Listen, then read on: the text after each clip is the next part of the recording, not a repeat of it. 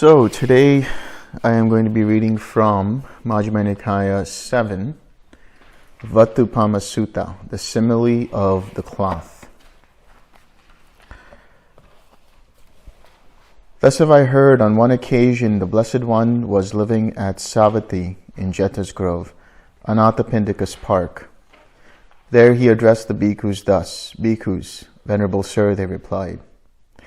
The Blessed One said this: "Bhikkhus, suppose a cloth were defiled and stained, and a dyer dipped it in some dye or other, whether blue or yellow or red or carmine.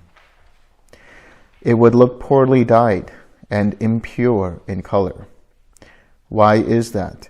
Because of the impurity of the cloth. So too, when the mind is defiled, an unhappy destination may be expected." Now, when he talks about the mind being defiled, he says this in a couple of different contexts. The way to understand mind is it can be chitta, it could be vijnana, or it could be mano. There is a way in which these words are different in name and different in meaning, different in name and same in meaning. Here we're going to explore it in the way that mind also refers to consciousness, vijnana. So what we're talking about is the defilement of consciousness. Chitta is basically mindset. It's a collection of different kinds of thoughts that make up a mindset. Vijnana is the awareness or consciousness. Mano is the mind itself. The different components that make up the mind, for example. So here we're talking about the link of consciousness. So we understand that formations can be either pure or impure. They can be rooted in greed, hatred, or delusion, and delusion. They are rooted in what is known as the akusala. Or formations can be rooted in the kusala, non-greed, non-hatred, non-delusion. If the fetters are there present in the formations, if there is craving, if there is ignorance, if there is conceit in the formations, then the consciousness will be impure. And this is what we're talking about, where we talk about mind being defiled.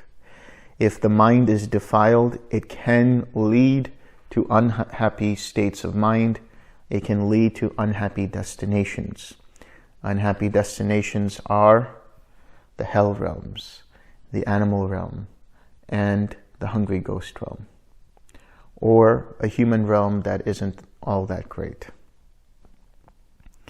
So if the mind is defiled by certain things, if the consciousness is defiled by certain things, if the formations are fettered by those particular akusala, the unwholesome, and they give rise to a certain consciousness that is defiled, that can lead to the mind having further craving, having further clinging, having further conceit, having further wrong views, and so on. And because of that, that could lead that being into a different destination that is completely unhappy. So what is it that is creating these impurities in the mind, in consciousness? They are the upakilesas. That's what we're going to discuss today. The 16 upakilesas, the 16 mental defilements.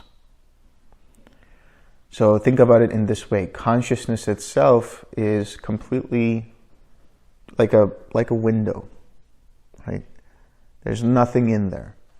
As soon as the formations that arise if they are impure, if they are rooted in the unwholesome, they will tinge, they will stain that window with a certain color. And that certain color is a certain kind of upakilesa, a certain kind of mental defilement. So that's what we're going to explore today. What, bhikkhus, are the imperfections that defile the mind? Covetousness and unrighteous greed is an imperfection that defiles the mind. Ill will is an imperfection that defiles the mind. Anger is an imperfection that defiles the mind. Resentment is an imperfection that defiles the mind. Contempt is an imperfection that defiles the mind. Insolence is an imperfection that defiles the mind. Envy is an imperfection that defiles the mind. Avarice is an imperfection that defiles the mind. Deceit is an imperfection that defiles the mind. Fraud is an imperfection that defiles the mind. Obstinacy is an imperfection that defiles the mind. Rivalry is an imperfection that defiles the mind. Conceit is an imperfection that defiles the mind. Arrogance is an imperfection that defiles the mind. Vanity is an imperfection that defiles the mind. Negligence is an imperfection that defiles the mind. So these are the 16 imperfections. These are the 16 mental defilements. So that is covetousness and greed, that's one. Ill will, anger, resentment, contempt, insolence, envy, avarice, deceit, fraud, obstinacy, rivalry, conceit, arrogance, vanity, and negligence. So let's explore these so you're better acquainted with them, so you can recognize when they arise in the mind and how they arise in the mind. So when we talk about covetousness and unrighteous greed as an imperfection, covetousness and unrighteous greed, that's basically craving.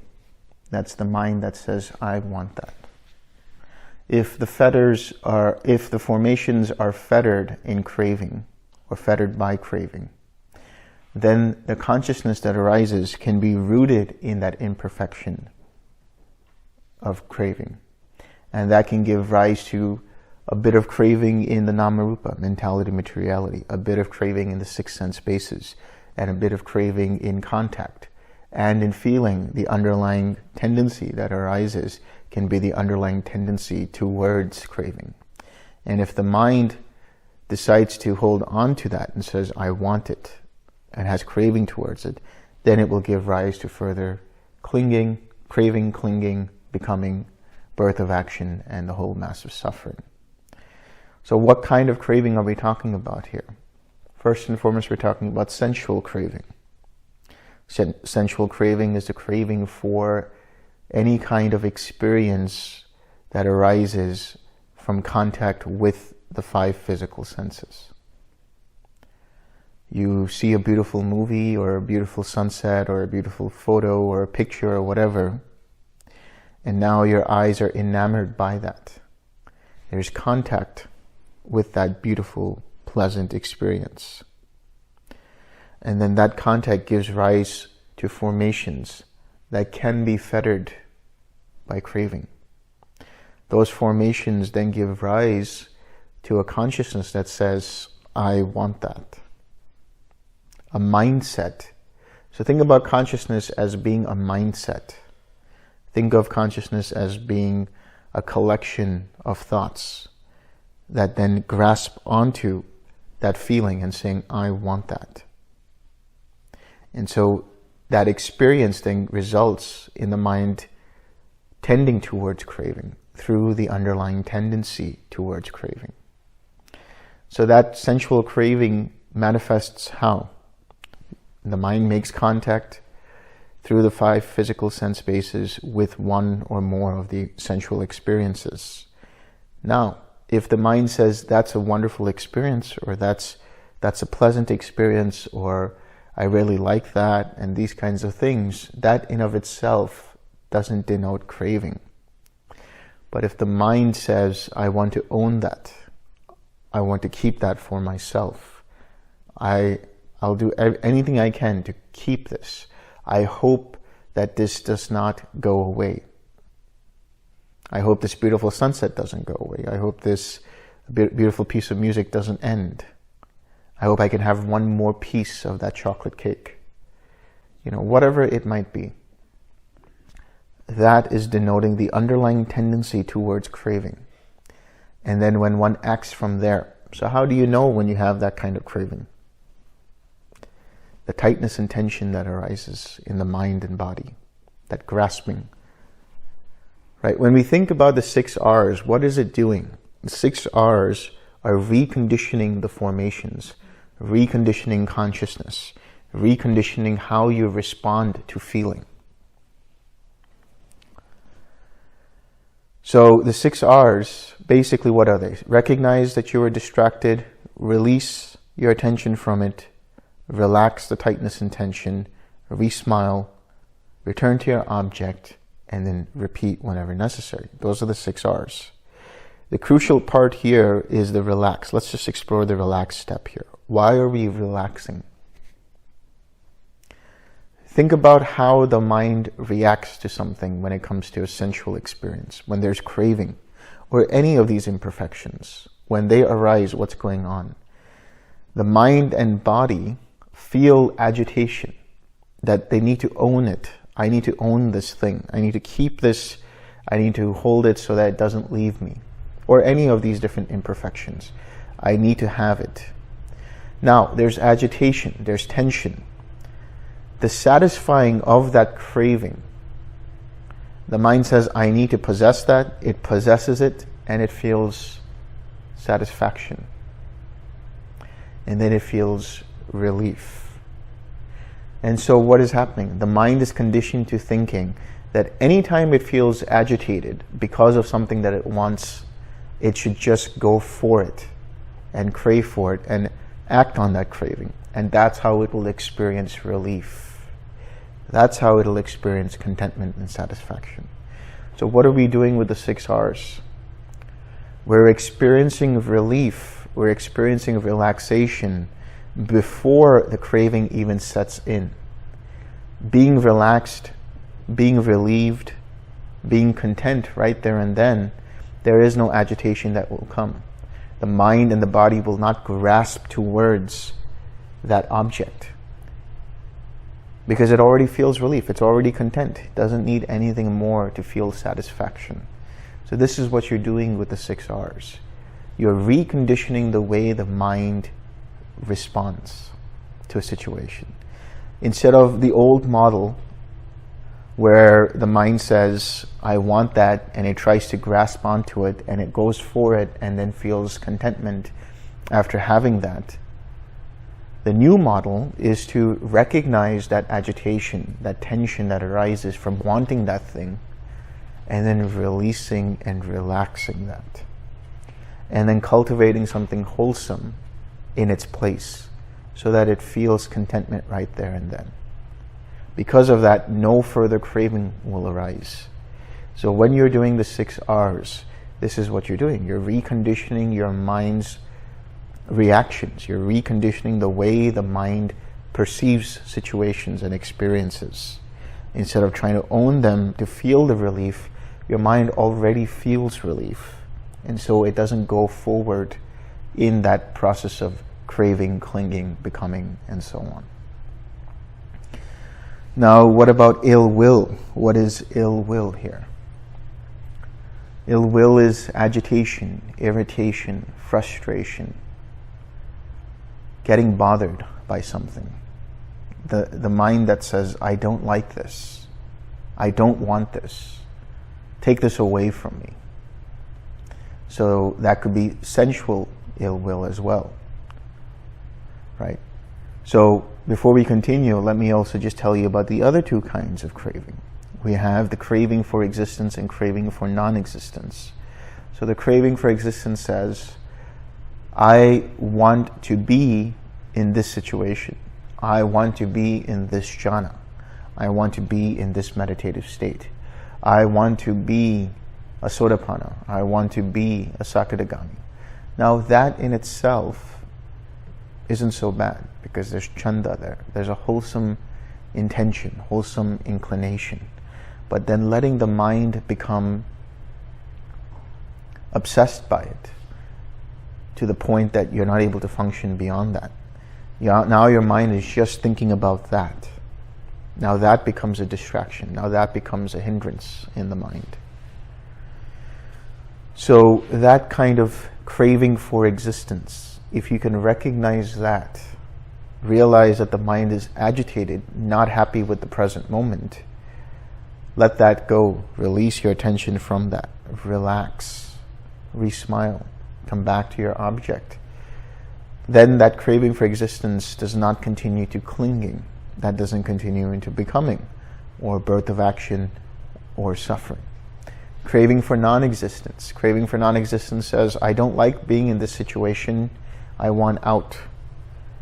Right? I don't want to be part of this retreat.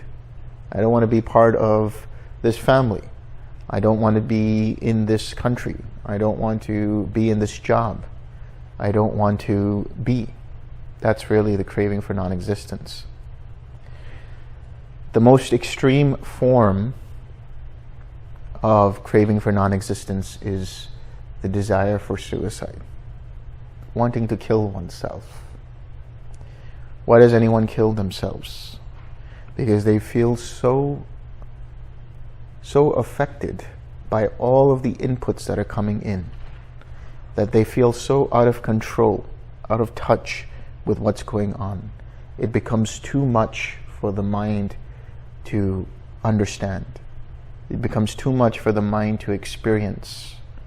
And so the only relief that person believes that they will have is by ending it all. But that will lead to an unhappy destination. When that happens, the very last thought that arises when someone commits suicide is regret, is remorse. What have I done? That thought then gives rise to a new consciousness that then takes birth in a lower plane where there is remorse and regret. So suicide is the extreme form of craving for non-existence.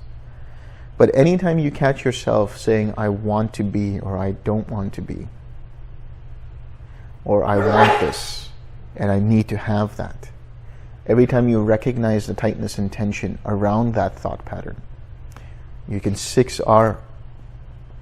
use the 6 R's to let go of that, and then come to a mind that is void of craving, a mind without craving, a mind without any agitation.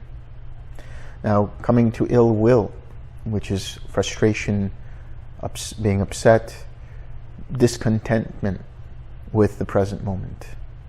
Ill will can result in larger forms of that, including anger, which we'll get to.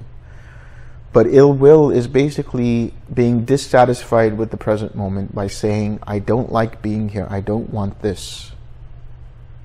You want to push it away. There's a certain form of resistance to the present moment as it actually is. And so what happens? The mind is conditioned to think, here is my object of ill will, my object of resistance.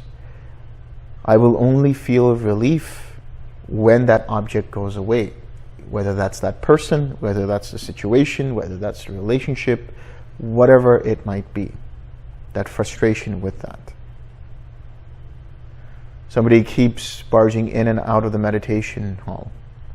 The door keeps opening and closing, and the mind now gets agitated and upset by that, gets irritated by that. And now the attention is just there on the closing and opening of the door. Now based on that, then the mind says, who is that idiot who keeps opening and closing, right? So that's the ill will that comes up. When you can recognize that, when you can recognize that frustration and release your attention from it, relax, re-smile, come back to your object. And you just have to do it a few times. Now that ill will might not be gone fully. It might come back again, but it will be weaker because you don't give into that ill will. The moment you give into that ill will, that creates further craving in the form of aversion. That creates further clinging to an idea of what should be and what shouldn't be. That gives rise to becoming.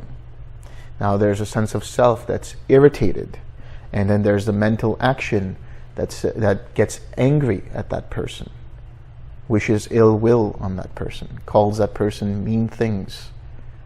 And you don't even know who that person is. It's just a sound that arose, and now you're irritated by that sound. Or you're irritated by the air conditioning, or whatever it might be. So this agitation, this aversion in the mind, this results in tightness and tension in the mind and body. The more you can recognize this and let it go using the 6 R's, the easier it becomes for you to be able to recognize the seeds of ill will. You can recognize as soon as the mind starts to grasp onto that sound, and you can let that go. And eventually you develop such equanimity, such balance of mind, that no matter how many times somebody opens and closes the door, you don't get bothered by it. Now your mind is content in itself. The mind is content within mind. There is no agitation. There is no aversion. What about anger? Anger is a big one. Anger can be intoxicating. Anger, people sometimes enjoy becoming angry. They don't realize it, but that's why they become so short-tempered. They get so irritated by something and get upset, and by acting on that anger, what happens? There's all of this build-up.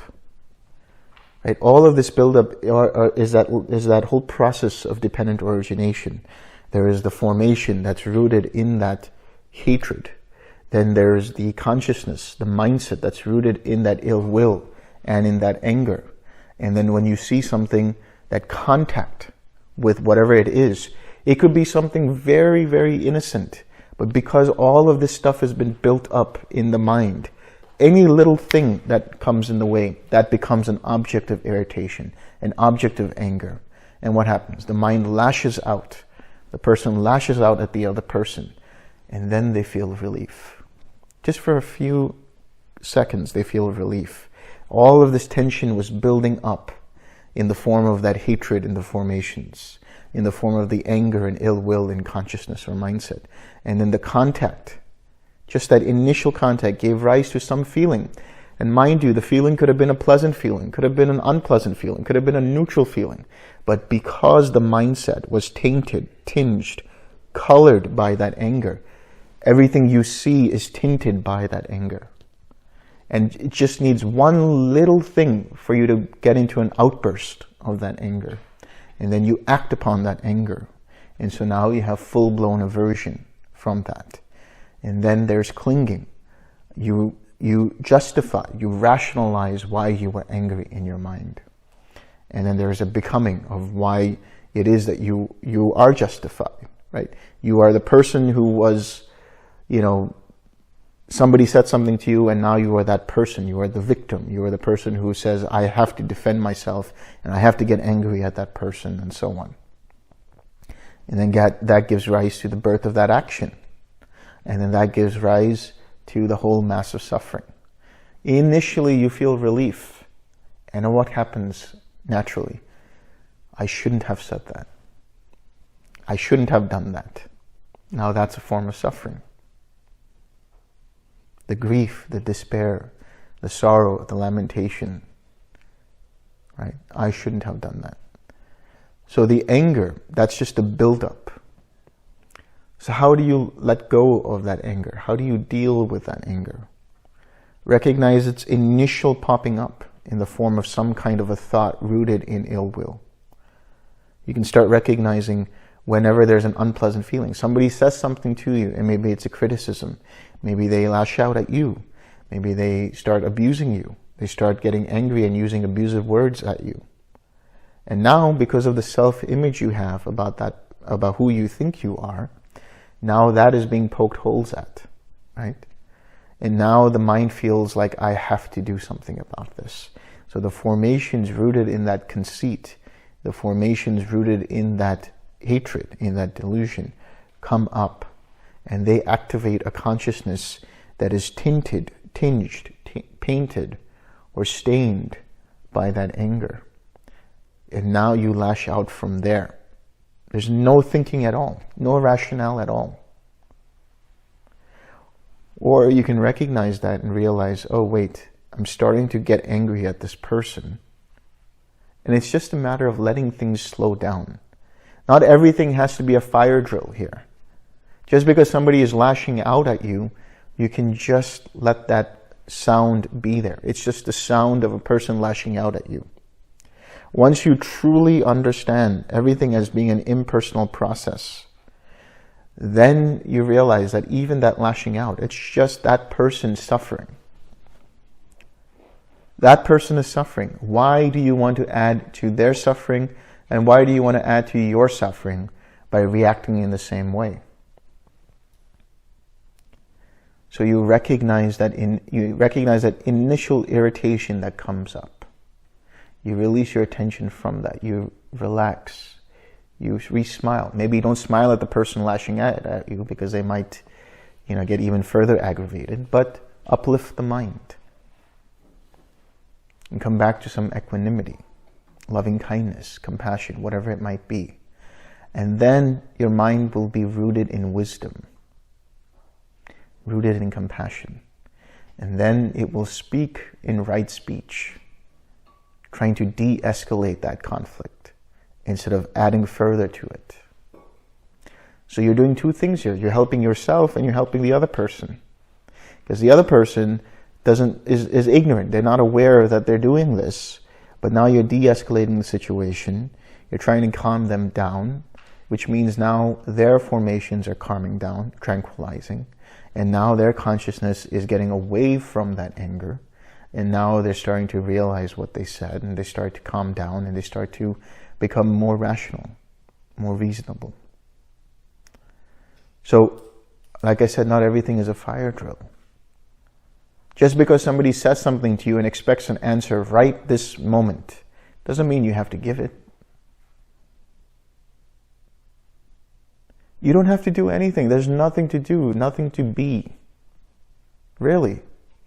This whole samsara that we're experiencing is just this collective idea of how things should be or how things need to be. So you've grown up experiencing a certain life a certain way because of the way, your elders, your parents, your teachers have told you this is how you react. And as you go out into the world and you see other people behave, you pick that up and you say, that is how I have to behave.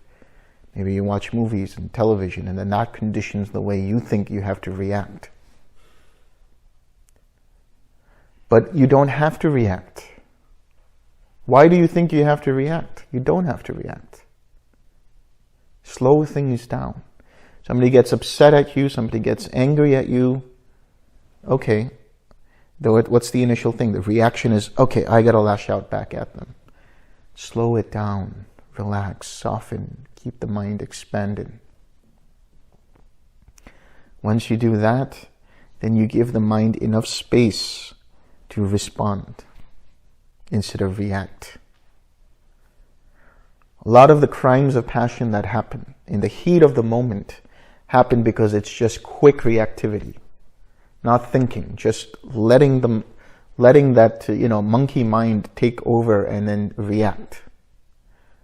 But if you give enough space, just a couple of moments, just a few seconds, just, okay, this person said something to you or they did something to you, and just relax. Give it a couple of seconds. On the neuroscientific level, what's going on is you're giving the space for the prefrontal cortex to respond, which means now you're responding rooted in rationality, in wisdom. If you give that pause, you're responding rather than reacting. So, it is going to be challenging, but I see every challenge as an opportunity to see that, okay, here's anger coming up. I can choose to lash out at this person right there and then, or I can recognize my own anger, release my attention from that, relax, uplift the mind, come back to equanimity, come back to compassion, and then respond. And because you give that pause, because you give that space, your intuition comes in. And your intuition will always guide you in the right way. Your intuition will provide you with the right speech, with the right action required for that particular situation at hand. Resentment. What is resentment? Now that anger boils over and it festers like a wound. They said this to me, they said that to me. My mother said this, my father said that, my brother did this to me, my sister did that to me. All of these kinds of ideas continue to circulate in the mind over and over and over again, and that becomes a wound that festers. And then that festering wound becomes resentment. Now, every time you see that person, maybe they didn't said something to you or did something to you 20 years ago. But when you see that person, the contact of seeing that person opens up that wound again. And so now that contact with that person gives rise to formations rooted in that memory, rooted in that hatred, rooted in the delusion. That gives rise to a mindset, a consciousness that has resentment. And now, however you behave, even if you try to hide it, in your mind you have that resentment. So your actions, your speech, they will have that resentment.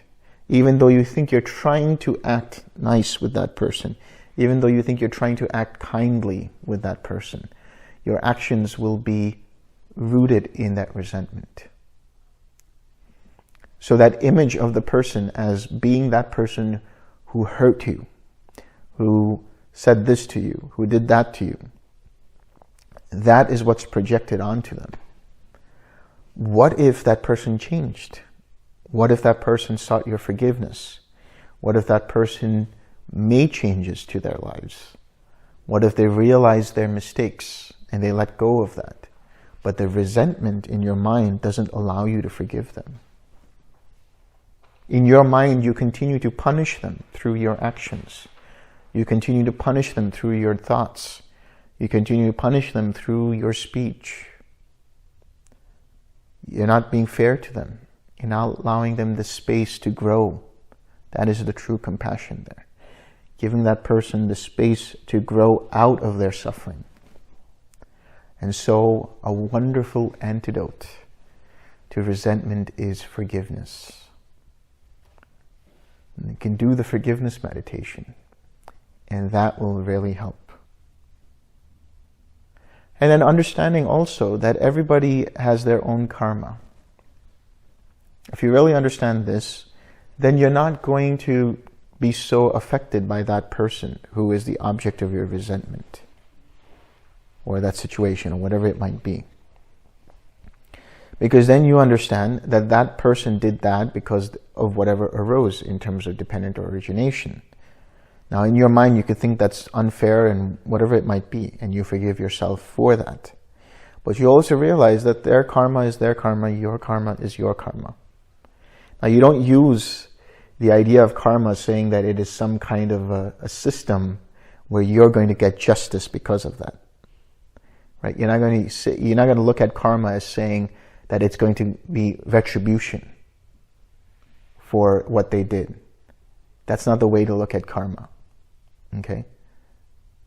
Karma is just your intentions and your actions rooted in your intentions. Karma is their intentions and their actions rooted in their intentions. Now, whatever happens to them is their karma. Whatever happens to you is your karma. So don't take even that karma personally. Now, this might take some time to understand, and the best way to get to that understanding is some self-compassion, which is forgiveness, really. Forgiveness really clears away those blocks that don't allow you to fully experience loving kindness for yourself or for others. Once you start experiencing that, then you don't take it personally. Now when you see that person, if you've truly forgiven them, when you see that person for who they are in that moment, not as that person who was my abuser, not as that person who said this to me, not as that person who did that to me, just as a person. You have total equanimity towards that person, complete compassion towards that person. So one of the best antidotes, the most practical antidotes, is to use the forgiveness meditation, the forgiveness practice, when you notice that there is resentment in the mind.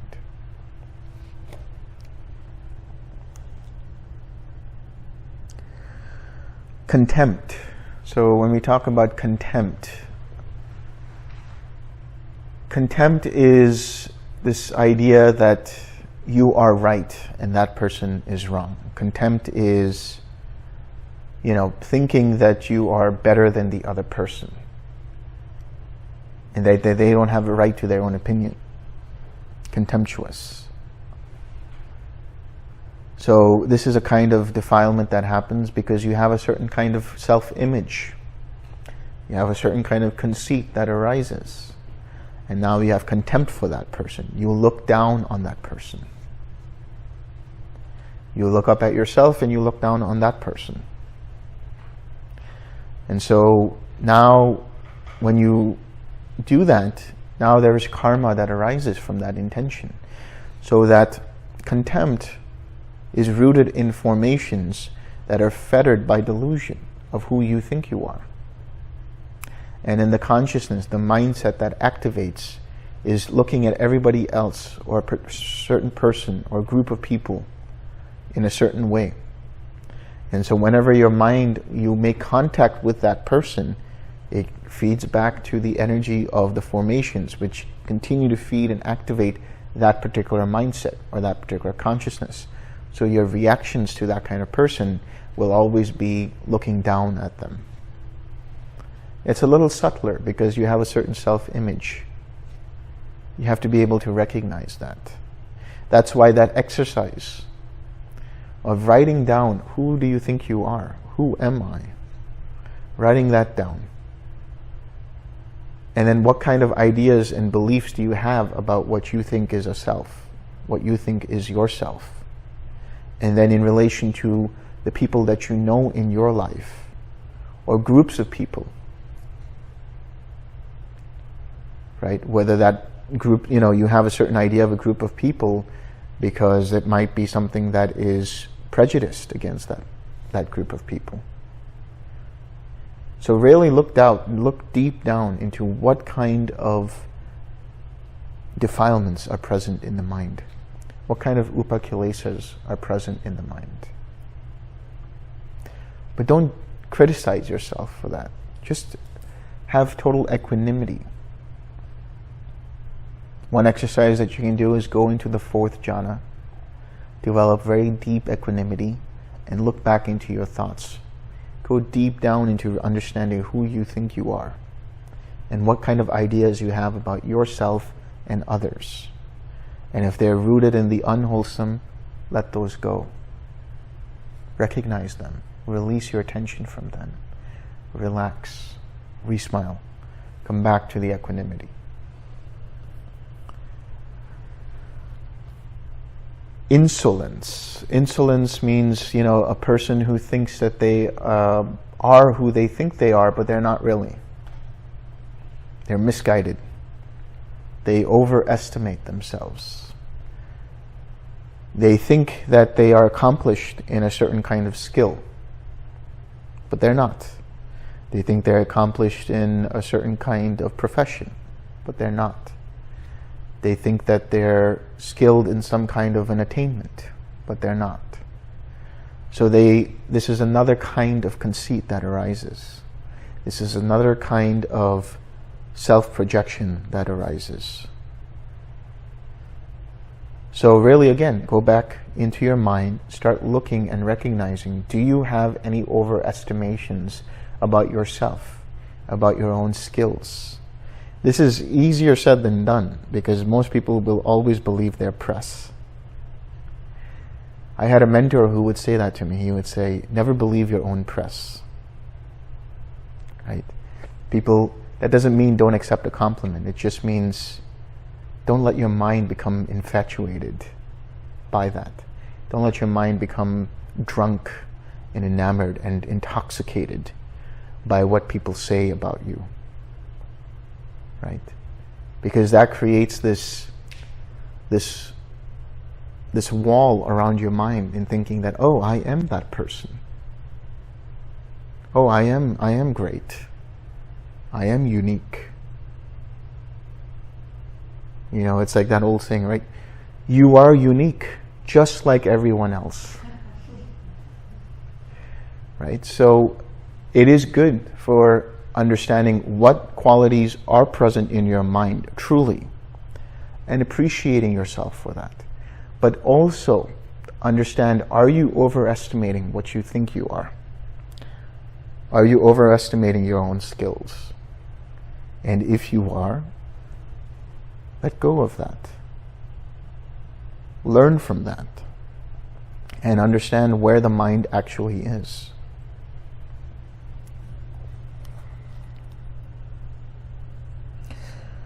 Envy. So envy is jealousy. Jealousy is not being happy for another person's success. Why are they happy? Why are they successful? And why am I not successful? Again, this comes from a type of conceit. This comes from a type of idea that this is who I am and this is who that other person is, and now you're comparing.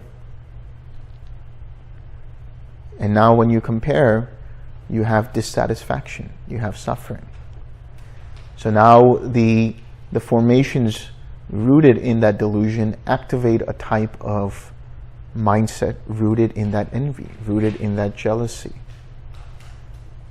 You know, it starts off when you're a little kid. Let's say you have a sibling or you have a cousin or you have friends, and your parents or your teachers, they say, oh, you know, this person, this child is really wonderful at this. And now you think, why didn't they say anything about me? Why didn't they praise me? That's the seeds. That starts from there. Because now you're starting to compare. You know, and now you become jealous. You become envious of that person. That can give rise to ill will. That can give rise to anger. That can give rise to resentment towards that person. So what is the antidote for jealousy, for envy? Mudita. Empathetic joy.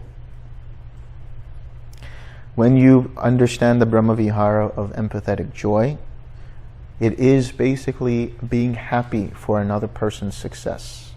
Being happy, of course that success should be wholesome. Being happy for that person's wholesome success. Celebrating in their joys. Just being happy for them. So look in your own mind. Is there anyone that you are jealous of? Is there anyone you are envious of?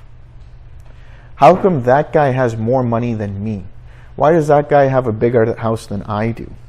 Why does he have a bigger TV than I do? How come he has that great looking car and I don't? If you start to recognize thoughts like this, release them, let them go, relax your mind, uplift the mind, bring up mudita, and genuinely, sincerely take that person that you feel jealous of and start sending them mudita and being happy for what they have. You know, there's one of our friends in the TWIM community. I won't mention who it is, but he was telling me that, you know, we were at the gas station and he was telling me, you know, whenever I see somebody who has this great looking car, if I see somebody who's, you know, has this great house, you know what comes into my mind? Good for them. He becomes happy for them. He has mudita for them. He doesn't say, how come that person is driving that car? I want that car. Oh, they must have gotten that car through some means, you know. They start to justify. It's through black money, you know. So he doesn't have thoughts like that. He just has mudita. Immediately when he sees somebody happy, he sees somebody successful. Good for them. I'm so happy. So if you have jealousy or envy for another person, develop and cultivate and perfect that experience of mudita.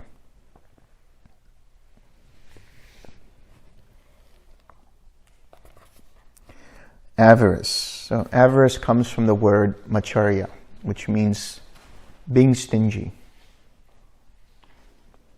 not being generous.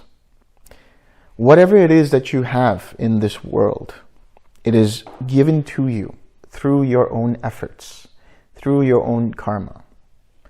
Whether that's money, whether that's a house, whether that's, possessions, whatever it might be. Now, of course, for the bhikkhus and the bhikkhunis, for the monastics, it's their robes, it's their shelter, it's their bowl, it's their alms food, and so on. But as lay people, some people are blessed with a lot of money. Some people are blessed with a great house. Some people are blessed with great health. Some people are blessed with whatever it is. But now, being blessed with that, why are you blessed with that? Why is it that people sometimes have that great wealth? Why is it that some people have all of the things that they want in their life? It's because they are generous. It's because they're willing to share. I had a mentor in San Diego. He was a really, really wealthy guy. Very wealthy. He made a lot of money in the past, and he had a great house and all of this stuff. And he was so openly generous.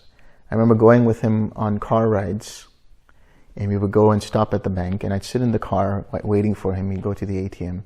He'd come back and he'd say, here's $1,000. I made sure to go on that car ride with him every time. Let's take a trip to the bank. But because he was so open, because he was generous, he received more. Having that generous attitude takes away that concept of stinginess in your mind. Because what is a stingy mind? What is a mind that is filled with avarice? It's a contracted mind. It's a mind that says, I don't have enough. It's a mind that has scarcity. But being willing to share, being willing to help another person, or just being happy that you're able to help that person. Right? There was a quote by John D. Rockefeller, and he said, giving isn't a duty, giving is a privilege.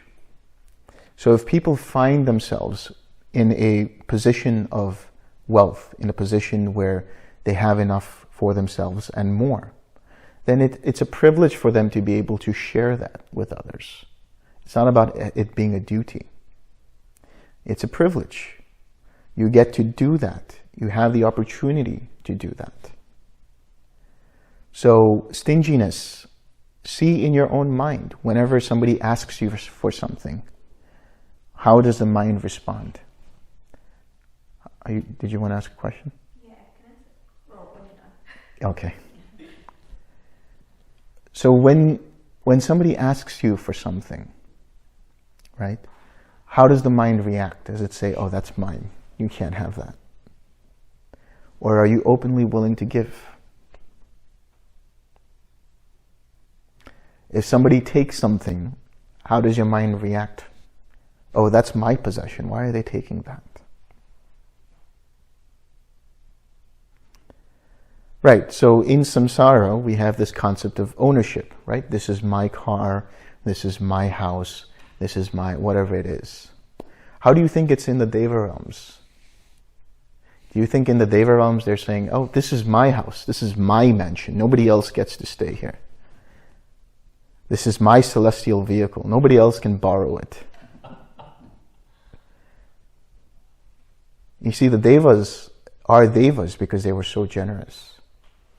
They were so giving, they were forgiving, they were compassionate, they were helpful.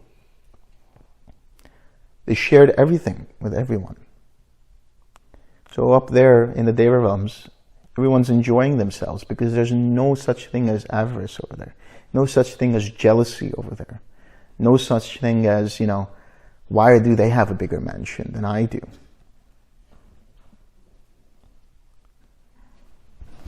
So if you notice in your mind, that there's an initial there's a sense of oh, that's mine. Why are they asking for that? That mind grasps around that. Like Gollum in Lord of the Rings, my precious, If you notice that happening in the mind, let go of that. Recognize that. Release your mind from it. Release your attention from it. Relax the tightness and tension. Come back to the smile. Come back to a wholesome object of mind. And then from that wholesome object of mind, give to that person. Allow them to have whatever it is that they're asking for.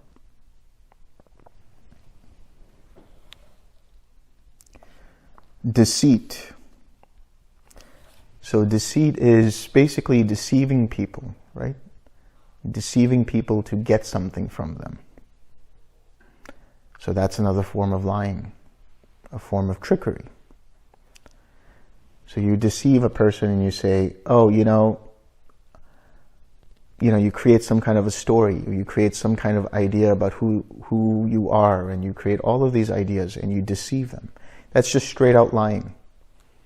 It's just being a con man. So hopefully none of you are doing that. But if you notice in your mind that idea of, oh, maybe I should create these stories, or maybe I should create some kind of a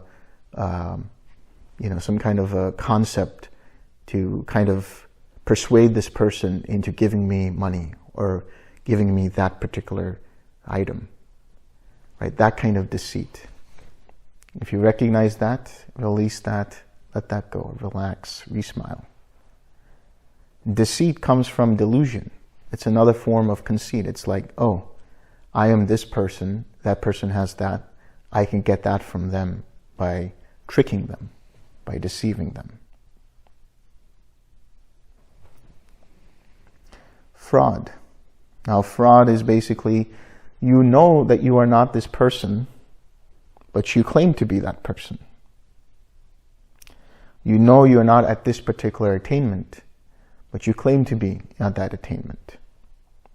So fraud is basically knowing that what you are saying is in fact false, is in fact untrue. So it's not overestimating only, it's knowing that you're not that, and then conveying to people what you are not. Right? So people have an idea that they think that you are this kind of a person, or you have this kind of an attainment, or whatever it might be. But in your mind, you know the truth. You know that that's not the case. So if you recognize that, you're trying to impress other people, you're trying to say, oh, I'm this and that, and you're not really that. You're lying to yourself and you're lying to the other person. That's going to lead to an unhappy destination as well. That could lead to a destination of the hungry ghost realm. That could lead to even a worse realm than that. And I'm not only talking about in terms of physical realms, I'm talking about psychological as well. So if you recognize that, release that, relax that, bring up the smile, and be honest with yourself. Be truthful to yourself, and be truthful to others. Being truthful, that's always a very important element. Keeping the precepts in general is a huge element to having a mind that is non-agitating. You're having a mind that is calm and naturally collected. So being truthful, it doesn't seem to be the case in a lot of places that you go to. A lot of people have different ways of convincing you of things that might not be completely honest. It's everywhere you go. Or it can be anywhere you go. But if you are truthful to yourself, if you are honest with yourself, and if you're truthful to others, and if you're honest with others, then you don't have doubt in your mind about your own self, and you don't have doubt about others. You can easily trust others. And there's nothing wrong with that. You have to be able to trust other people. But if you continue to deceive, if you continue to be fraudulent, if you continue to lie, you think everybody else is a cheat, everybody else is a trickster, everybody else is a charlatan. So you don't trust anyone. And so every time you're always looking out like, okay, is this person trying to deceive me? Maybe they're genuinely trying to help you, but you're not able to accept that because you have all of this deceit and fraud in your mind, all of this, doubt about yourself and others in your mind. And so that gives rise to, in the meditation, the hindrance of doubt. Gives rise to, am I doing this practice correctly? What is wholesome? What is unwholesome? This has been my experience. So, your mileage may vary. But I had noticed that, whenever you go, especially in Asia, and especially in India, I've been to India and Cambodia specifically, people there are not always honest. They're always doing different kinds of business deals and transactions that are always like a little bit shady. And sometimes they'll trick you. They'll use all of these sweet words. Oh, everything's going to be fine, just give me 500 rupees and you'll make 5,000 or whatever it might be.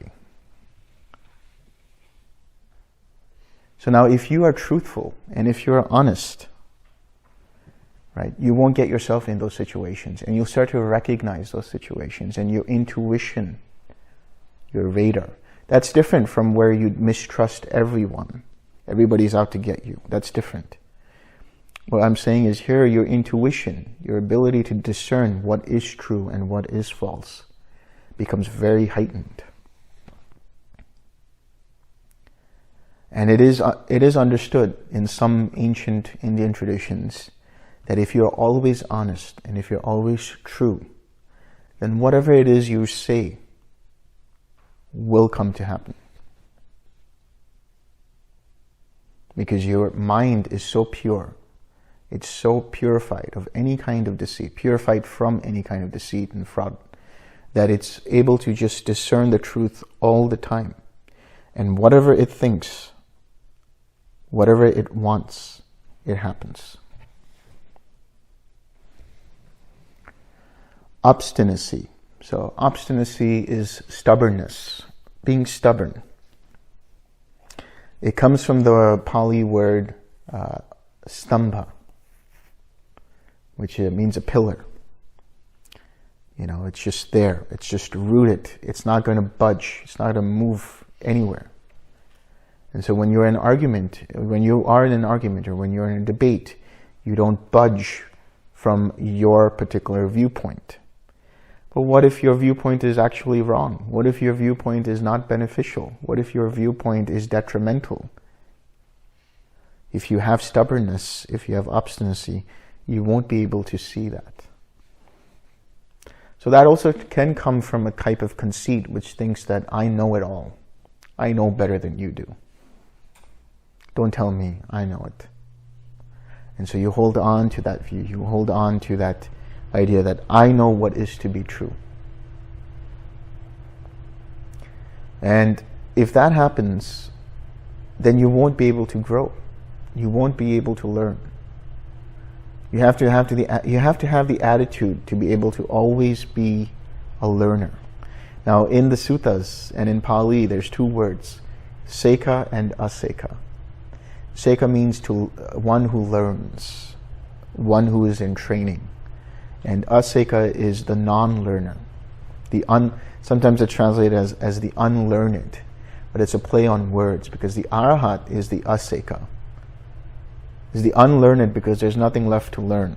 They've already learned everything in relation to the Dhamma. But that doesn't mean they won't be willing to learn about other things. They don't think like they know it all.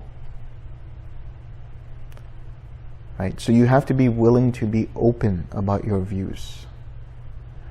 Be willing to be open about correcting yourself if somebody points out, well, I know this is what you said about the Dhamma, or I know this is what you think about meditation, but have you considered this? Or what do you think about this? If you've already made up your mind that you are right, then what's the point of having that conversation? So be willing to, have that polite conversation with people and say, oh, okay, let me consider that. Let me think about that. And chances are you might be able to see that, oh, wait, yeah, this was wrong information that I was given. This information is more accurate. This information is more helpful, more beneficial to me. So that's just a mindset that is basically saying, okay, I'm open to and willing to learn from everyone. Doesn't matter who it is. So you let go of that conceit that you think you know it all, and you let go of the conceit that you are perfect.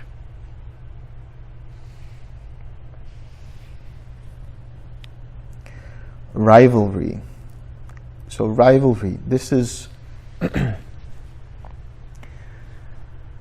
this is a rivalry in terms of, this person is that, and I have to become better than that person. This person is accomplished in the first jhana, I have to get to the second jhana. This person is a Sotapanna, I have to get to becoming a Sakadagami. This person has perfect determinations, I have to be even better than that. This person sat in Nirodha for 2 days. I should sit for 3 days. Or I should sit for 2 days and 1 minute. Now I'll be better than that person. That's rivalry. I have to be better than that person. Again, that comes from conceit.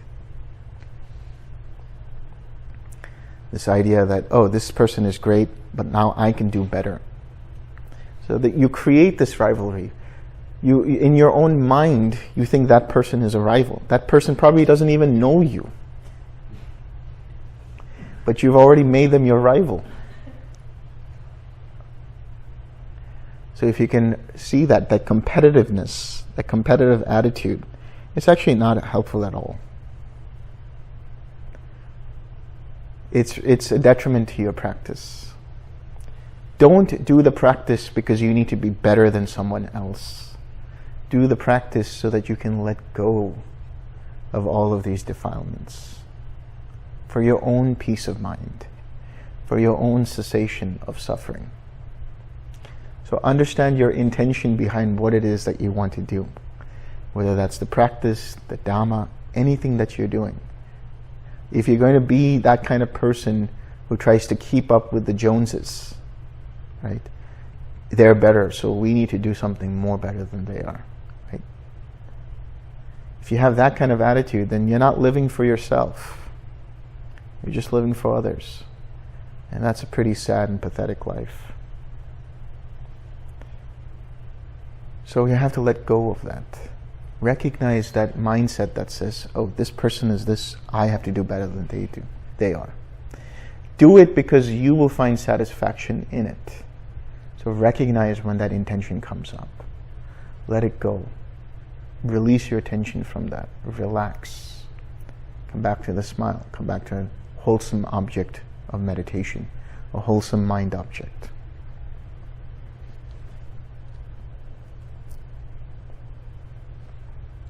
Conceit. So now we're going to get to the crux of this whole thing. That's where you guys have those sheets. Do you have an extra one for me?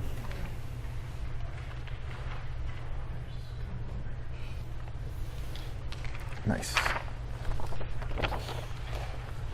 So there are these 55 types of conceit. And they're all here on this one sheet. Hey, that rhymed.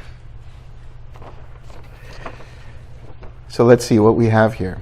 Now this comes from the Khuddaka Nikaya. This comes from the Chula and Mahanidesa in the Khuddaka Nikaya. So there is the one-fold conceit where the mind feels superior. The two-fold where one brags about oneself and belittles others. The threefold of I am better than, or I am equal to, or I am worse than that person. The fourfold conceit of identification with gains, fame, praise, pleasure. That's the believing in your own press. The fivefold in relation to experiencing as an I am in feeling forms, sounds, smells, tastes, and tangibles. In other words, I am that form, or I am that particular sensual experience. So the 5 physical sense-based experiences. Sixfold in identifying with the functions of the 6 sense bases. So now that adds also with the mind. So that is where we talked about yesterday when you are in meditation, you have that idea that I am meditating, where instead of just watching mind meditate, or I am experiencing this factor of jhana, or I am experiencing this loving kindness, instead of just watching mind bring up that experience and feeling that experience. Sevenfold conceit of pride, arrogance, boastfulness, self-loathing, overestimation, the sense of I am with a false sense of equality. The eightfold conceit arising from the 8 vicissitudes of existence, pride of gain, fame, praise and pleasure, and self-hatred, being unhappy with oneself, being self-critical due to loss. I'm such an idiot, I should not have invested my money in that. That kind of thing. Infamy, blame, and pain. Ninefold conceit of the threefold conceits, each experienced in 3 cases. In other words, where one is actually superior to another and feels superior, one is inferior or equal to that person, is inferior to another and feels superior, inferior or equal to that person, is equal to another person and feels superior, inferior or equal to that person. And this can be in reference to your sila, through your morality. I keep the precepts better than anybody else does. I'm the most moral person here. That kind of conceit. Or practice, or wisdom, or anything else. Samadhi, right? I can get into the first jhana in 3 minutes. I can get into the second jhana faster than anybody here. That kind of conceit. The tenfold conceit in relation to one's status, family, beauty, wealth, education, occupation, creativity, knowledge, learning ability, or ability to convey information in an eloquent manner. So when you add up all of these different kinds of conceit, those are the 55 types of conceit. So recognize where your conceit lies. Where does your self-image lie in relation to any of these? You feel like you're a better speaker than someone? Do you feel like you have more wealth than another person? You feel like you're more handsome than that guy or more beautiful than that lady? You feel like you're able to learn quicker than others? You feel like you have more knowledge than others? You feel like you're better at being in this jhana than others, or that person is better at being in that jhana than you are. So it's comparison. That's what conceit is. Comparing yourself with others. So mana, which is the word for conceit, means to measure. It's measuring up. Do I measure up to this?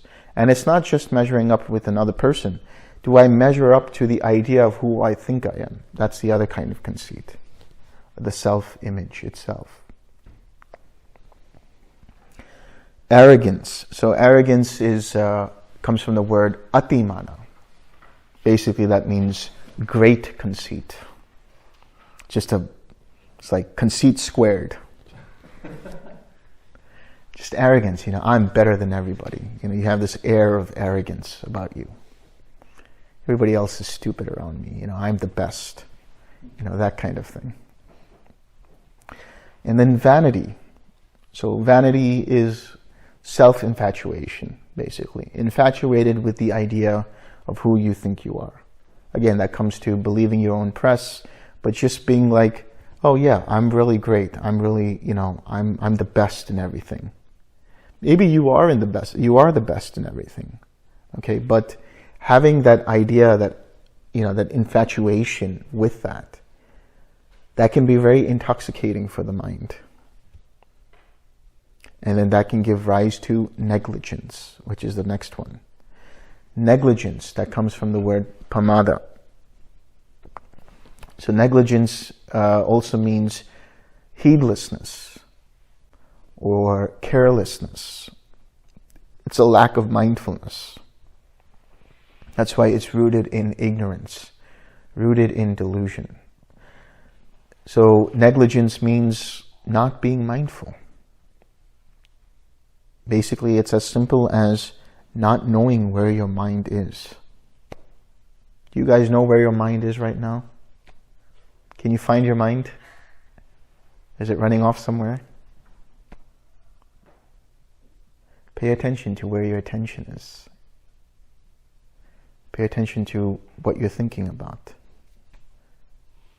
It's as simple as recognizing, is there craving present in my mind? Right? That's the opposite of negligence.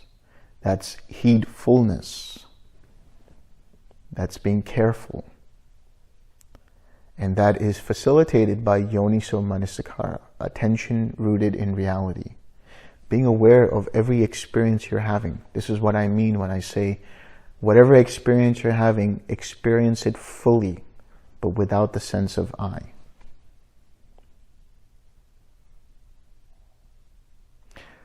When you have that level of mindfulness, none of these other defilements can arise in the mind. No craving can arise in the mind. Because you're fully there with every experience. And as soon as you recognize, oh, here is craving. As soon as you recognize this inkling of aversion coming up, this inkling of conceit coming up, you can let that go. And you're okay. Now there's no more craving, no more clinging, no more becoming, no more birth of action, no more whole mass of suffering.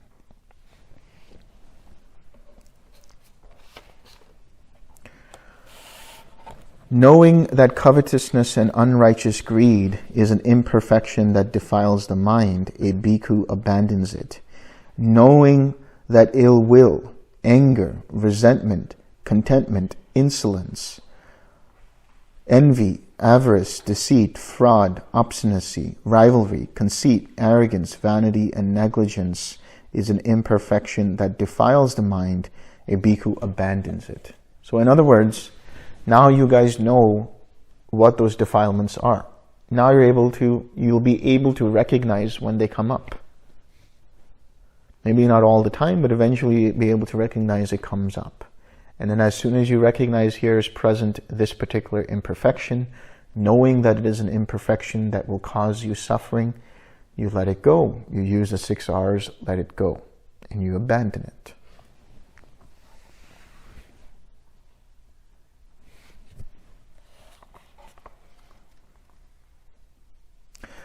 When a bhikkhu has known that covetousness and unrighteous greed is an imperfection that defiles the mind and has abandoned it, when a bhikkhu has known that ill will, anger, resentment, contempt, insolence, envy, avarice, deceit, fraud, obstinacy, rivalry, conceit, arrogance, vanity, negligence is an imperfection that defiles the mind and has abandoned it, he acquires unwavering confidence in the Buddha. Thus, the Blessed One is accomplished, fully enlightened, perfect in true knowledge and conduct, sublime, knower of worlds, incomparable leader of persons to be tamed, teacher of gods and humans, enlightened and blessed.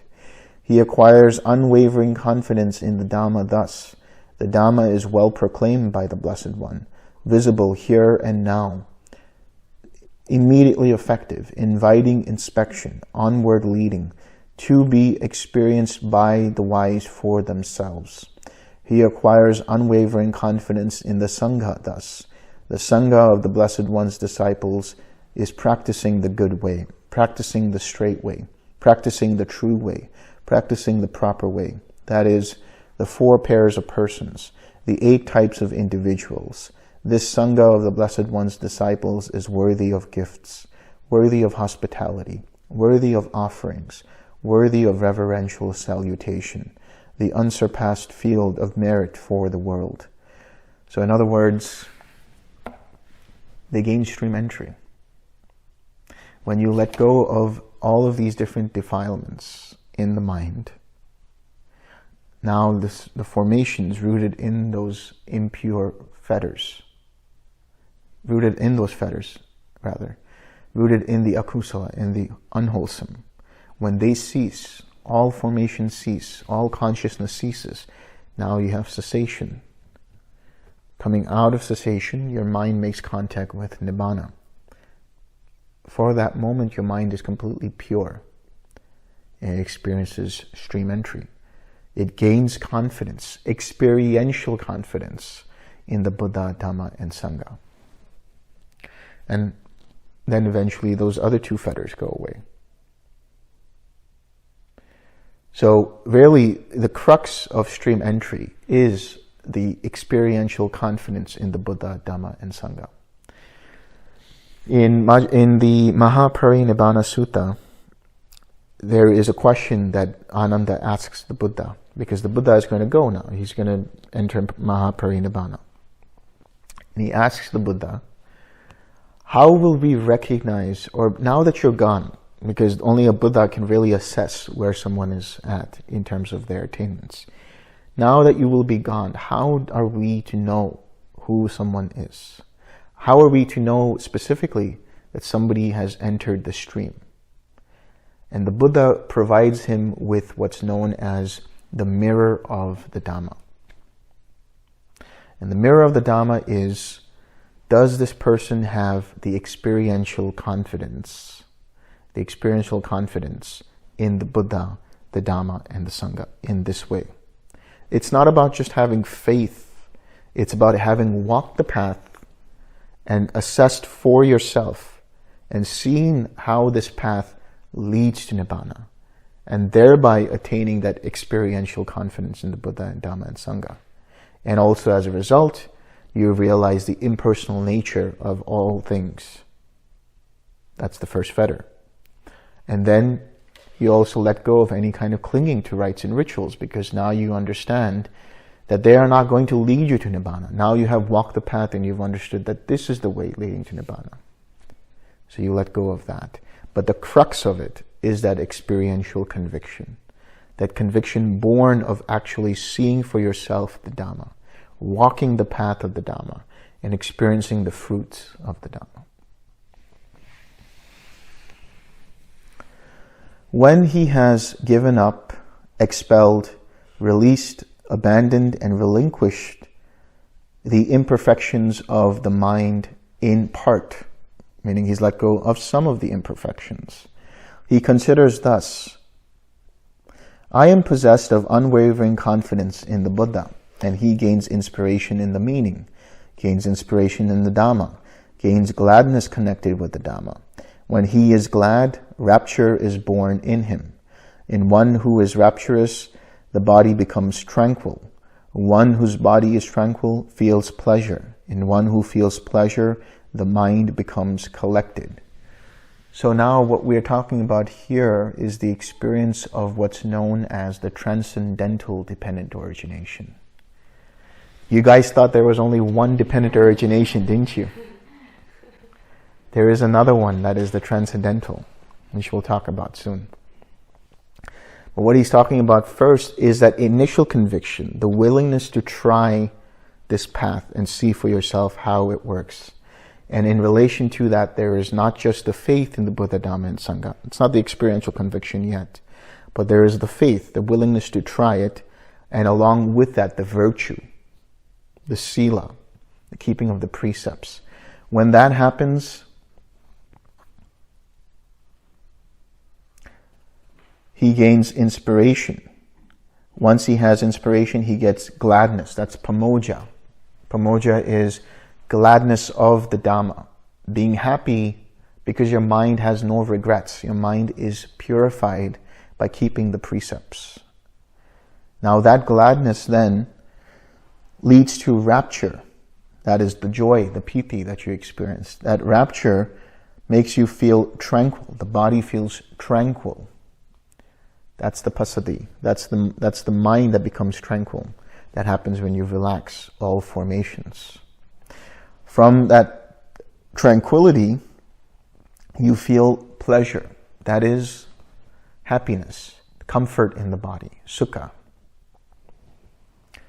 In one who feels pleasure, the mind becomes collected. Now your mind is ready for samadhi, for bhavana. Now your mind is ready to experience the first jhana, the second jhana, the third jhana, the fourth jhana.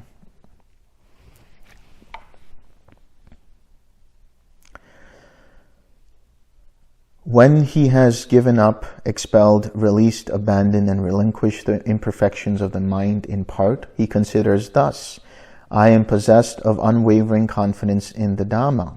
And he gains inspiration in the meaning, gains inspiration in the Dhamma, gains gladness connected with the Dhamma. When he is glad, rapture is born in him. In one who is rapturous, the body becomes tranquil. One whose body is tranquil feels pleasure. In one who feels pleasure, the mind becomes collected. He considers thus: I am possessed of unwavering confidence in the Sangha. And he gains inspiration in the meaning, gains inspiration in the Dhamma, gains gladness connected with the Dhamma. When he is glad,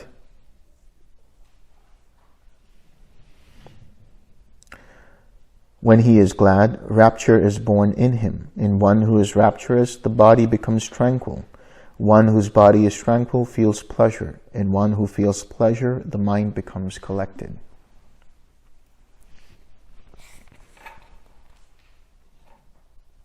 He considers thus: the imperfections of the mind have in part been given up, expelled, released, abandoned, and relinquished by me.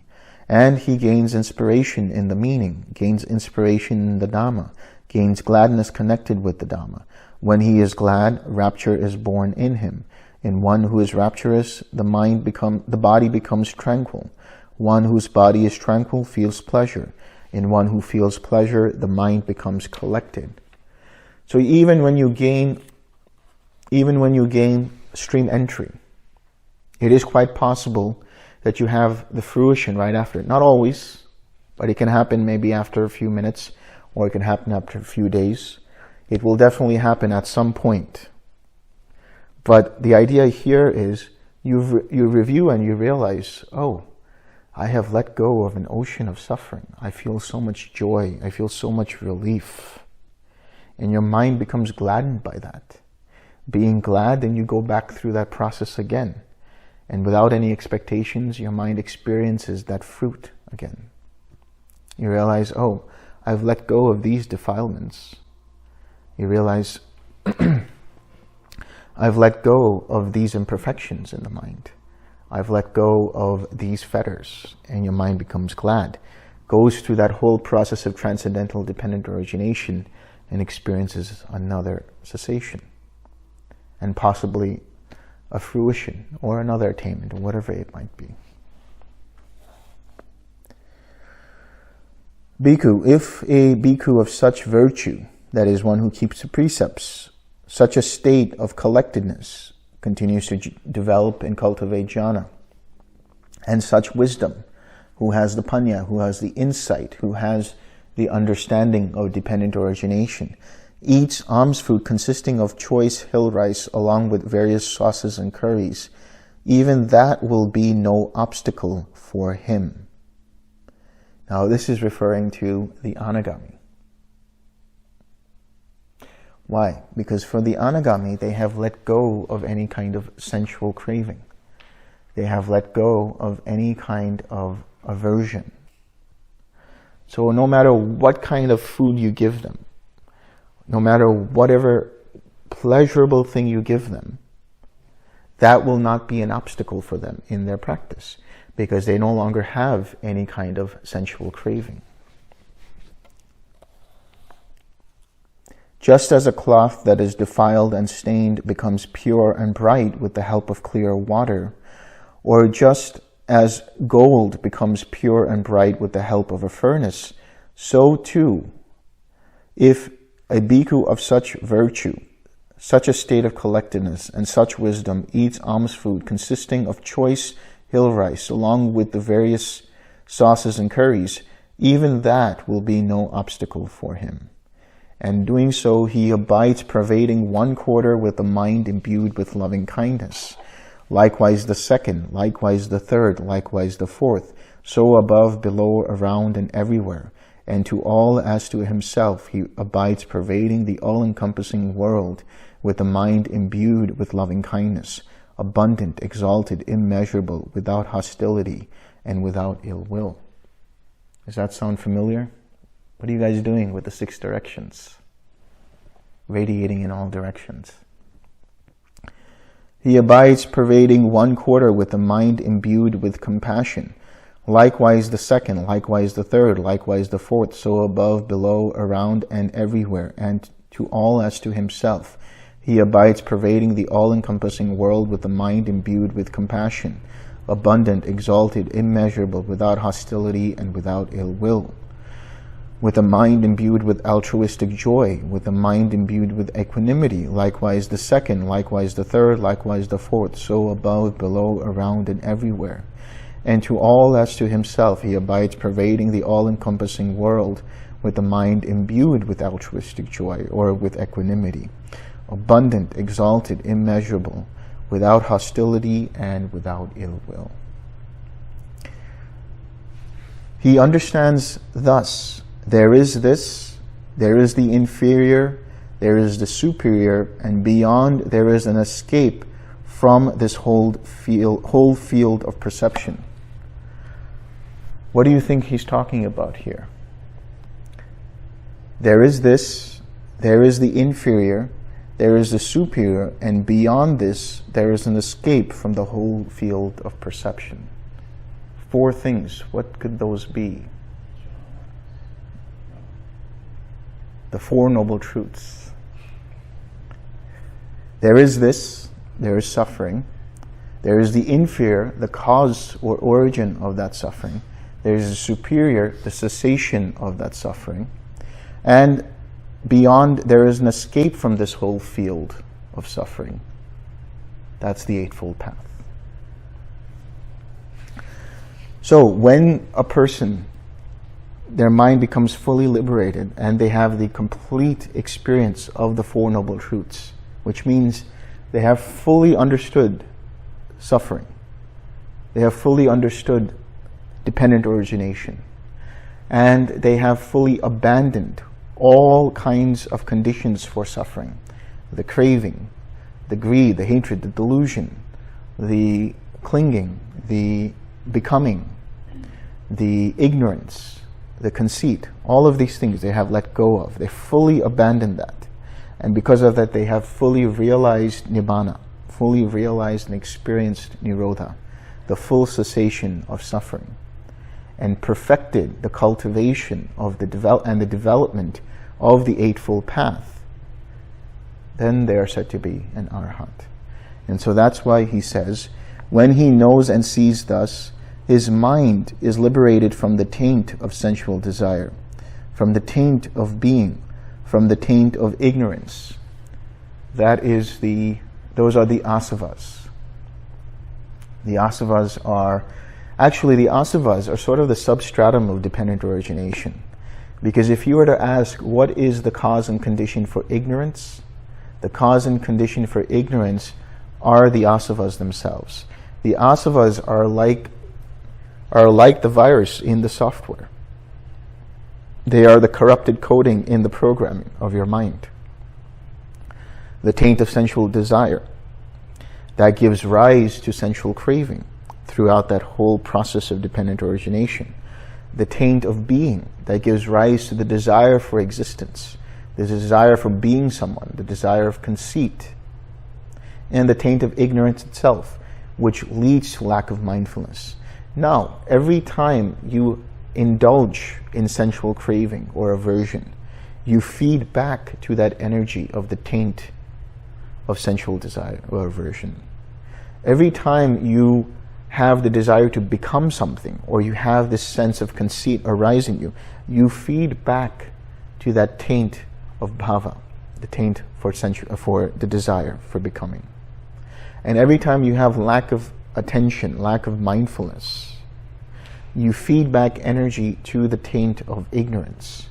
So how do you stop that feedback loop?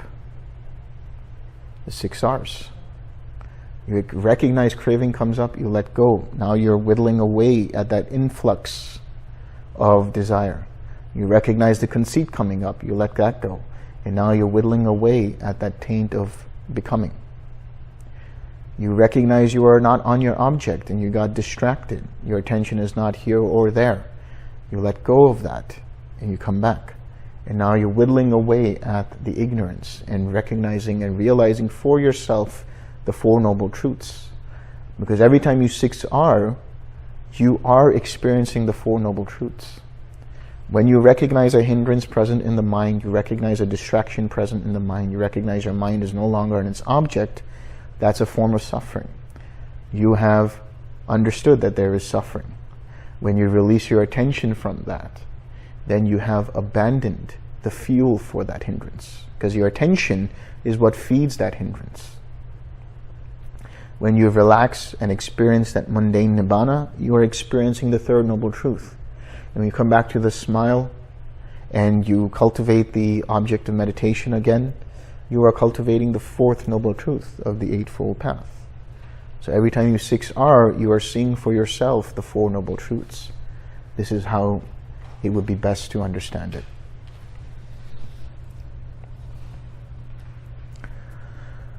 When it is liberated, there comes the knowledge it is liberated. He understands. Birth is destroyed. The holy life has been lived. What had to be done has been done. There is no more coming to any state of being. Bhikkhus, this bhikkhu is called one bathed with inner bathing. In other words, this person has been completely liberated, completely cleansed of all of the fetters, of all of the taints, of all of the imperfections. Now there's a reason why he said this. Now you'll see why in the subsequent passages. Now on that occasion, the Brahmin Sundarika Bharadwaja was sitting not far from the Blessed One. Then he said to the Blessed One, "But does Master Gautama go to the Bahuka river to bathe? Why, Brahmin, go to the Bahuka river? What can the Bahuka river do?" Master Gautama, the Bahuka river is held by many to give liberation. It is held by many to give merit, and many wash away their evil actions in the Bahuka river. Then the Blessed One addressed the Brahmin Sundarika Bharadwaj in stanzas. Bahuka and Adhikaka, Gaya and Sundarika too, Payaga and Saraswati, and the stream Bahumati. A fool may there forever bathe, yet will not purify dark deeds. What can the Sundarika bring to pass? What the Payaga? What the Bahuka? They cannot purify an evildoer, a man who has done cruel and brutal deeds. One pure in heart has evermore the feast of spring, the holy day. One fair in act, one pure in heart, brings his virtue to perfection. That's a very important passage there. One who can cultivate loving kindness, compassion, purify their heart completely, where you can feel loving kindness at a moment's notice. You can feel compassion at a moment's notice. You don't even have to bring it up. It's just there in your mind. There you have completely perfected virtue because you have continued to keep your precepts. It is here, Brahmin, that you should bathe to make yourself a refuge for all beings. And if you speak no falsehood, nor work harm for living beings, nor take what is not offered, with faith and free from avarice, being one who has faith in the Dhamma and being one who is generous, what need for you to go to Gaya? For any well will be your Gaya. When this was said, the Brahmin Sundarika Bharadwaja said, "Magnificent Master Gautama, magnificent Master Gautama. Master Gautama has made the Dhamma clear in many ways, as though he were turning upright what had been overthrown, revealing what was hidden, showing the way to one who was lost, or holding up a lamp in the dark for those with eyesight to see forms. I go to Master Gautama for refuge, and to the Dhamma and to the Sangha of bhikkhus. I would receive the going forth under Master Gautama. I would receive the full admission, meaning he wanted to be fully ordained as a bhikkhu. And the Brahmin Sundarika Bharadwaja received the going forth under the Blessed One, and he received the full admission. And soon, not long after his full admission, dwelling alone, withdrawn, diligent, ardent, and resolute, the Venerable Bharadwaja, by realizing for himself with direct knowledge here and now, entered upon and abided in that supreme goal of the holy life for the sake of which clansmen rightly go forth from the home life into homelessness. He directly knew, birth is destroyed, the holy life has been lived. What had to be done has been done. There is no more coming to any state of being. And the Venerable Bharadwaja became one of the Arhats.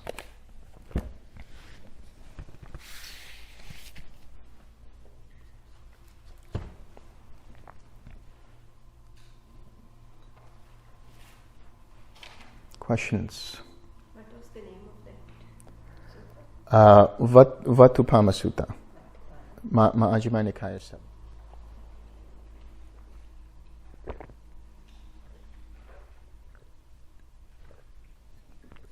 can almost say that the sutta is kind of like the Abhidhamma of the Majjhima Nikaya. Yeah. With all these. Yeah, all of these different. Factors. Yeah. Because remember, the simile he first gave was, if a cloth is dirty and you try to put dye on it, it won't be perfect. But if the cloth is clean, then there's a perfect dye there. Yeah, vastra. There you go. Vatu, vastra. You had a question. Yeah. So in the context of the Buddhist teachings, we have these 31 realms, right? And so the very lower realms are the hell realms. And within those hell realms, there are different kinds of sub-hells. So depending upon, what you've done, you'll go to a certain kind of hell. And there's hot hells. There's no warm hells. There's hot hells, or there's cold hells. And there's all kinds of disgusting things that happen in those hellish realms. And Yama over there is the one who's like he's the concierge, the receptionist of hell. You go there and he just writes down who you are and everything. All right, this is where you check in, right? He doesn't judge what you did. He just says, did you see this? Did you see that? And you say no, and he says, well, didn't you see old age? Didn't you see death? Didn't you see what happens when you get punished? And you say, yes, I did. Well, that was your message. Obviously you didn't get the message. That's why you're here. So here, I check you in here. So that's the hell realms. Above that is the hungry ghost realms. So the hungry ghost realms are those beings who are hungry all the time. They're never satisfied, and they have a lot of suffering, and there's nothing they can do about it. And they have different ways of, there's different hungry ghost, different ways you can see a hungry ghost, let's say. I mean, there's different forms. And usually what happens is they have like this very, very small craning neck and a pinhole for a mouth and really huge bellies, but they're never satisfied. And so you have to look at it from the idea that there are physical realms, but also psychological. So think about a psychological state of a hungry ghost. You have everything you need, but you're still hungry for more. You're never satisfied. And above that is the animal realms. So those are all of the animals we see here in this realm. Above that is the human. So the three lower realms, those are the realms of unhappy destinations. Now above the humans, there are the 6 sensual heavens. There's the Kavatimsa, Tusita. Then there's the realm of the 4 great kings, which is right below Tavatimsa. So the realm of the 4 great kings, that's where all of the things that you hear in legends, dragons and fairies and leprechauns and genies and all of these magical creatures and things like that, that's where they kind of reside, if you will. And the 4 great kings basically preside over that realm. And above that, you have the Tavatimsa, the gods of the 33, Where Sukha is the leader, you have Tusita, where the present Bodhisattva is there, the Buddha to become is there right now, just chilling out with his buddies. And then above that, you have the other sensual heavens related to other things that you've done in your life, which have been, beneficial for you and beneficial for others. So now, again, the Deva mindset is a mindset that keeps its precepts, is generous, is compassionate, is forgiving, is patient, is loving and kind, and so on. If you have that kind of a psychology, then you're already said to have heaven on earth in that sense. So you have a Deva kind of mentality. Now above that, you have the different Brahmalokas. So each Brahmaloka is associated with a jhana. The first jhana is related with the Brahmas and the Mahabrahmas. And then the second jhana is related to the Abhasara beings. The third jhana is related to the Subhakhina beings. The fourth jhana is related to the fourth jhana. Actually, the fourth jhana realm also has the pure abodes. So some of the Anagamis and, Arahats who were Anagamis there and then became Arahats live there. And out of that, there's a subset of the pure abodes, which are 5 pure abodes. And then there's the realm of the unconscious beings. And then above that, there is the formless realms related to infinite space, infinite consciousness, nothingness, and neither perception nor non-perception. So these are basically just a good summary of all of the realms that are there. And they also have to do with your psychology, right? You can still experience those realms depending upon whether you're in jhana or whether you're in a certain kind of psychological state. In the animal realm, there's a hierarchy too, right? Not all animals are equal, or? Well, you think about the animals we have here, they got a pretty good life. Sukha and Duke and...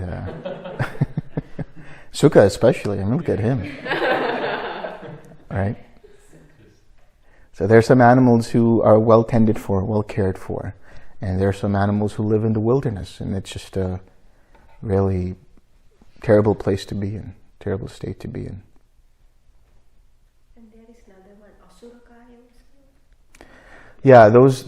So some people, they think that it's there below the human realms, but it's actually just below the Tavatimsa.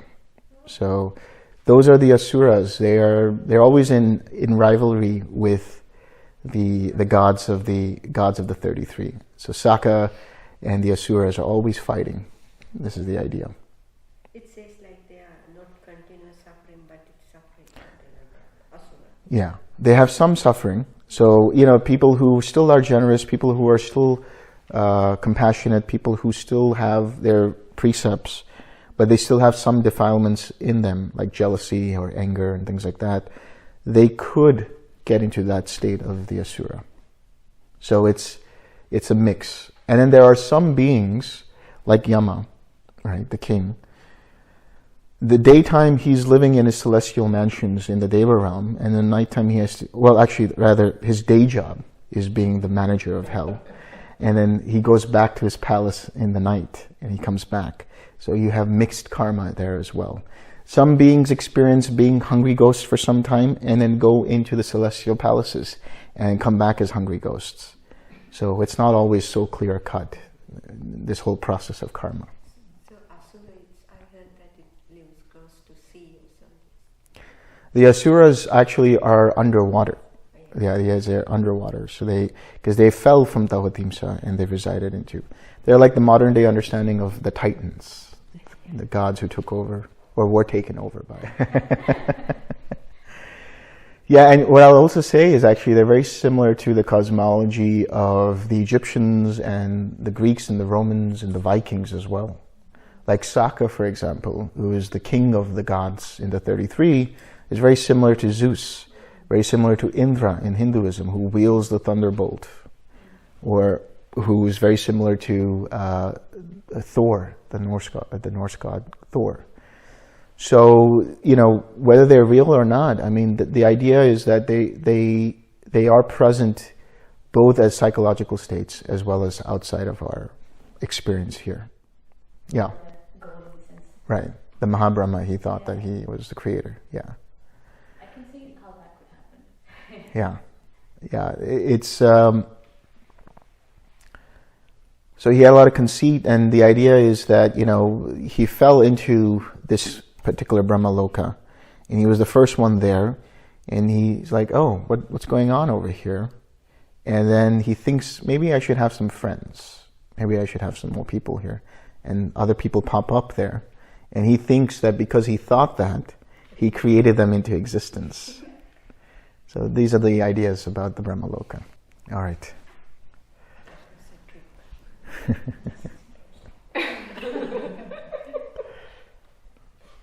May suffering ones be suffering free. May the fear-struck fearless be. May the grieving shed all grief, and may all beings find relief. May all beings share this merit that we have thus acquired for the acquisition of all kinds of happiness. May beings inhabiting space and earth, devas and nagas of mighty power, share this merit of ours. May they long protect the Buddha's dispensation. Sadhu, sadhu, sadhu.